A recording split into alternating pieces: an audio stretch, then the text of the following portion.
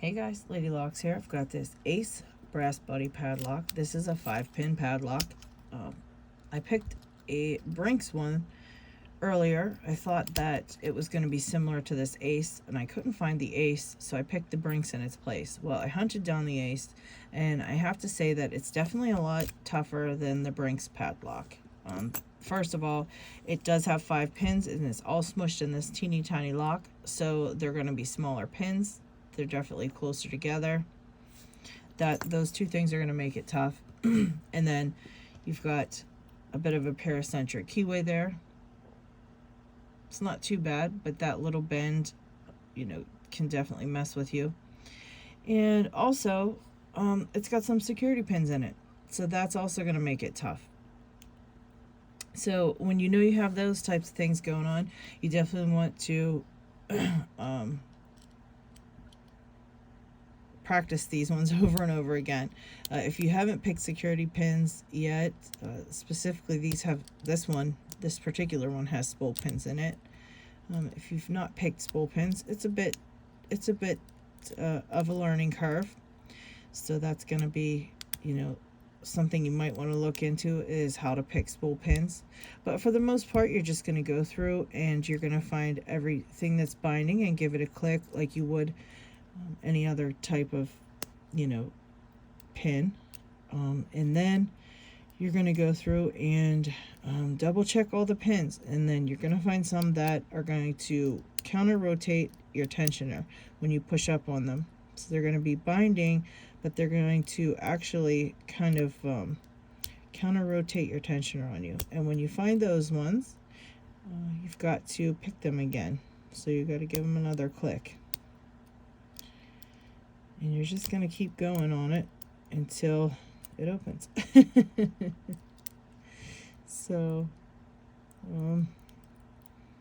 being that this one has some really tiny pins in it,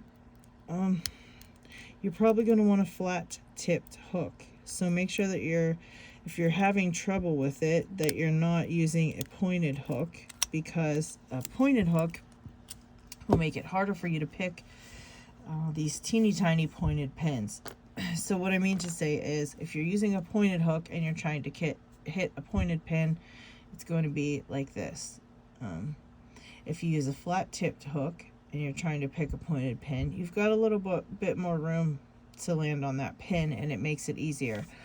Also, if you're dealing with security pins like spool pins, where you get a lot of back and forth with your tensioner, you might want to stabilize your lock in a vise, at least until you learn, how to pick those pins. It doesn't mean that you've got to keep doing it, but it does hold it in place for you so that you can work with, the tensioner moving and things like that.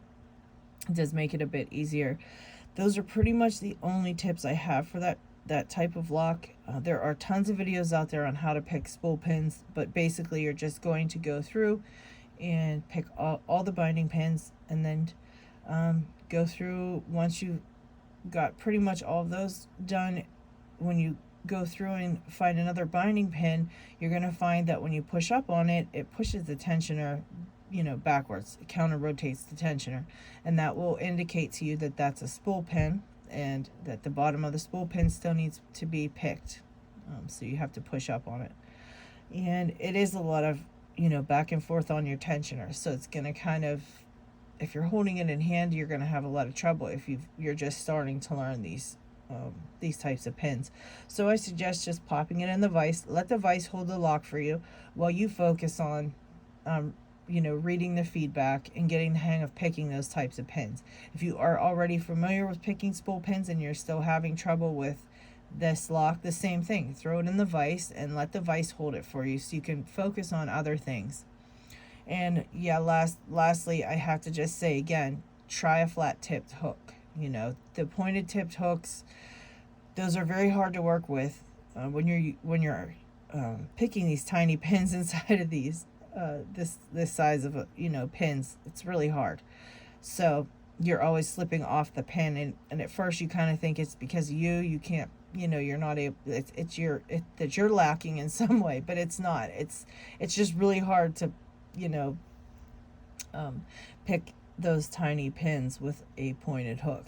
So just eliminating those two things right there will help you a great deal when picking this. But yeah, these are a lot tougher than the Brinks for sure.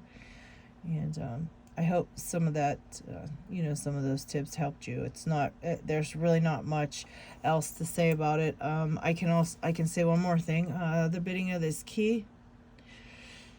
If you went by the bitting of the key, you would think that you're gonna have trouble with that first pin because it's like a gatekeeper pin, and these other pins are so high set, and then the first one's so low that you're gonna overset it and things like that. I didn't notice that at all when I was picking this lock. I really didn't notice a thing about that. I just picked the pins that were binding and that needed picked.